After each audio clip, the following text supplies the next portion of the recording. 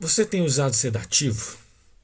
Em Hebreus capítulo 11, versos 24 a 26 está escrito: Pela fé Moisés, sendo um homem feito, recusou ser chamado filho da filha de Faraó, preferindo ser maltratado junto com o povo de Deus, ao usufruir dos prazeres transitórios do pecado.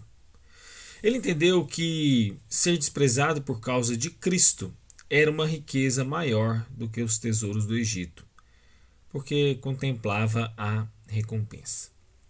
Bom, aqui o autor de Hebreus escreve que pela fé Moisés se recusa a ser chamado filho da filha de Faraó. E o título da filha de Faraó era um título de bastante prestígio. No Egito, por exemplo, era coberto de poder, privilégios. Então ele quebra a ligação com a filha de Faraó e escolhe ser identificado como um escravo maltratado do povo hebreu. E isso exigia fé. Moisés não agiu radicalmente no impulso de alguém que é próprio da juventude dele, não. Ele era um homem maduro, era totalmente educado, e a escolha de Moisés não era tanto ser maltratado como um escravo ou gozar das facilidades do Egito, não. Mas a sua escolha foi associar-se com o povo de Deus ou cair na apostasia do pecado. Moisés prefere se identificar com o povo de Deus que renuncia a esses prazeres transitórios do pecado a partir de um ato de fé. Moisés então considera o opróbrio de Cristo como o maior significado de todas as suas maravilhas, do que aquelas maravilhas que o Egito estava oferecendo. Porque ele tinha em mente uma recompensa muito maior do que aquelas que o Egito estava oferecendo. Com isso, então, eu tenho uma pergunta para você. Você tem escolhido associar-se com o povo de Deus ou cair naqueles sedativos oferecidos pelo pecado? E quando trazemos essa analogia para a Bíblia, podemos fazer uma comparação de o pecado é como uma espécie de sedativo. O que é um sedativo? Sedativo é aquilo que te seda, que vai te acalmar. Algo que vai diminuir a sua dor. Uma dor de ansiedade, uma maneira de tranquilizar aquilo que é físico, é da alma. E as coisas transitórias desse mundo são exatamente esse tipo de sedativo. Um tranquilizante passageiro, de curta duração para a sua vida. O sedativo, então, não vai te curar. Ele não traz uma solução definitiva, mas apenas um alívio imediato.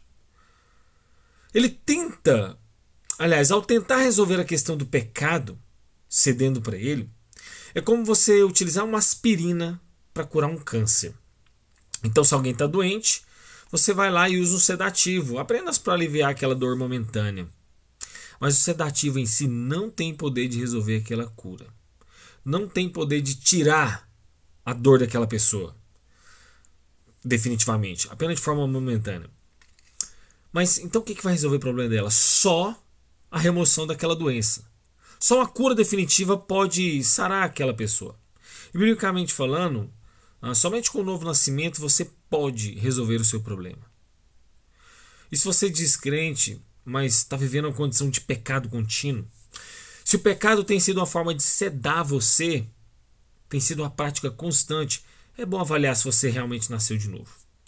E quando alguém recorre ao pecado, é porque aquela pessoa está acreditando, está crendo que o pecado de alguma forma está aliviando a sua dor, sua frustração, sua decepção, seja com a vida ou seja com as pessoas.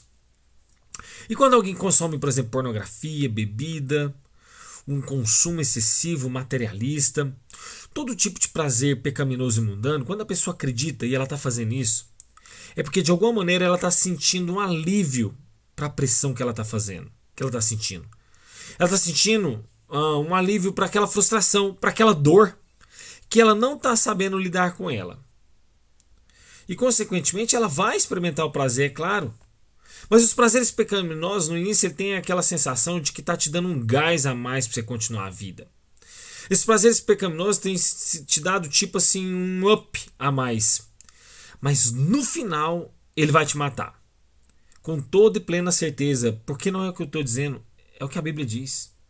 Quando pecamos, a gente tem aquela sensação inicial de que a gente venceu, de que a gente está superando aquela dor, está superando aquela frustração, que o prazer chegou, que eu estou realizado, que eu estou abastado, que eu estou satisfeito. Mas logo em seguida, quando eu coloco a cabeça no travesseiro, quando eu vou tentar dormir, é como se aquilo ali não tivesse ainda me satisfeito. É como se aquilo ali não tivesse ainda resolvido o meu problema. E sempre parece que está faltando alguma coisa. Sempre parece que tem que ter uma dose a mais de sedativo para eu continuar.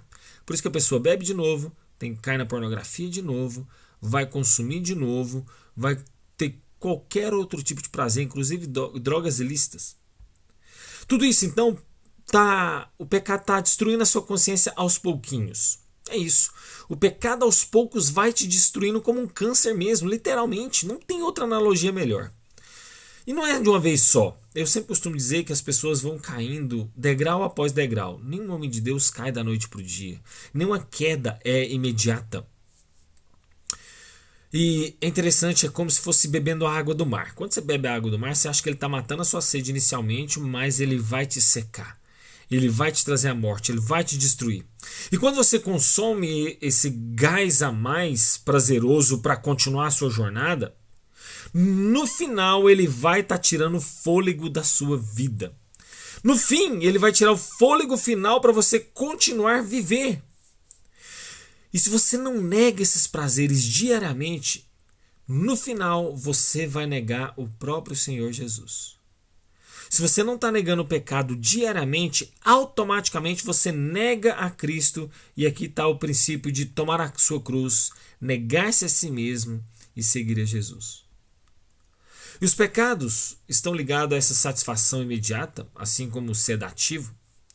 Mas se o problema real não é curado, não for sarado, não for arrancado de uma vez, ele vai ser apenas um alívio momentâneo. É como se o pecado fosse um anestésico que conduz alguém à morte. Sabe alguém que está sendo anestesiado para morrer? É isso mesmo. É como um veneno que te anestesia da dor, mas no final ele vai te matar.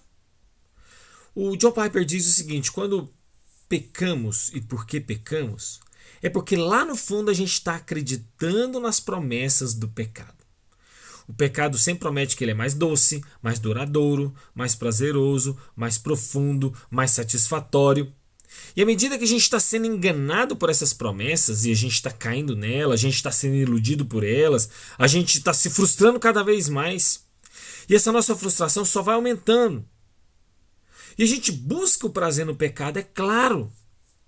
Mas quando o diabo, o mundo e a minha carne está me convencendo de que o pecado é melhor, a gente está acreditando nisso, isso significa que a gente está caindo num ciclo vicioso de acreditar naquilo que os nossos inimigos estão pregando pra gente.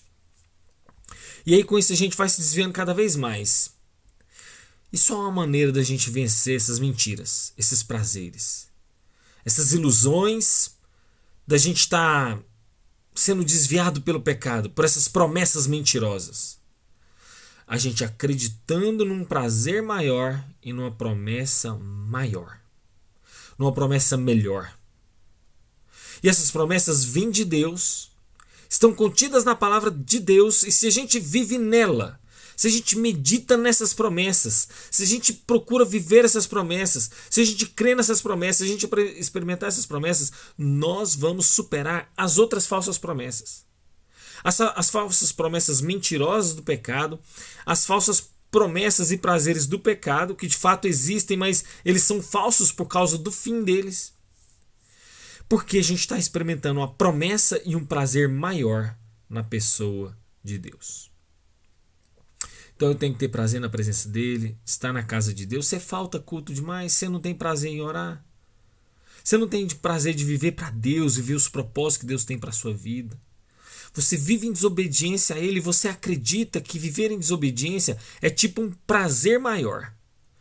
É tipo uma promessa melhor do que a promessa da obediência. Porque a promessa da obediência sempre parece ser mais duro, sempre parece ser mais difícil. Então só há uma maneira da gente vencer esses prazeres e essas promessas do pecado. É um prazer maior em Deus e numa promessa maior de Deus. E essa pessoa é o Senhor Jesus, é Deus. São os meios de graça. É oração, é jejum, é palavra, é sacramentos, é comunhão com os santos. E talvez você nunca tenha experimentado isso. Você sabe por quê? Porque de fato você nunca experimentou Deus no seu coração de verdade. Talvez você nem é convertido. E na verdade você não tem vivido de fato para Deus. Você não experimenta Deus no seu dia a dia. Você não experimenta em Deus naquilo que você faz no cotidiano. E aí você não se alimenta das coisas que Deus nos deu. Ou seja, a gente não está praticando aquilo que a gente já entendeu. Ou se a gente entendeu, a gente nem está aplicando na nossa vida. Então a luta pela santificação é diária. Esse é o seu alvo maior. Porque nenhum homem vai orar por muito tempo e continuar pecando. Nenhum homem vai orar por muito tempo e continuar pecando. Porque a oração destrói os seus atos pecaminosos, mas a sua vida pecaminosa destrói o seu hábito de orar. A Bíblia não tem que ser um livro que a gente põe debaixo do braço e vai para a igreja. Você tem que entender que a Bíblia deve nortear a sua vida e nos detalhes. E não só nortear a sua vida, mas deve expressar a sua própria forma de viver. O problema é que a gente não pega a Bíblia e aplica para nós. A gente acha que a Bíblia é sempre um livro distante, longe, difícil de entender, inaplicável, não se aplica para os nossos dias, é um livro distante de mim.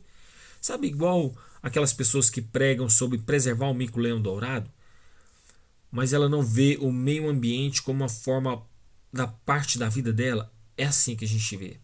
A gente vê a Bíblia não como parte da nossa vida, um livro distante, difícil, uma língua difícil, também distante, longe. E eu não creio que ela é aplicável na minha vida. O problema então é que a gente tem crido mais no que as redes sociais têm falado, têm pregado. Eu tenho crido mais no que as setas do diabo vêm na minha mente. E eu tenho crido mais no que a minha inclinação carnal me diz. A carne, o diabo e o mundo. Os três inimigos nossos. Eu tenho acreditado na pregação deles, mais do que na pregação da palavra. E lá no fundo, então, eu estou acreditando nessa mensagem, eu estou convencido dela, e então eu gasto a minha energia aplicando e crendo nessas pregações, através das redes sociais, através do meu pecado interior e através dos ares inflamados do maligno, das tentações do maligno. E a gente então foi convencido de que a gente só vai ser feliz se eu tiver muito dinheiro, um corpo bonito e fama na internet. Isso aqui, irmãos, não é brincadeira. Você tem que entender que os meios de graça da palavra de Deus, oração e sacramentos, são o seu meio existencial nesse mundo. É a sua forma de sobrevivência. É a sua forma de existência nesse mundo. E eu quero terminar dizendo que Moisés procurou sua identidade com esses escravos hebreus porque ele cria que Deus cumpriria as suas promessas. Em quem que você está acreditando? Você está acreditando na internet? Você está acreditando nos que a rede social estão pregando?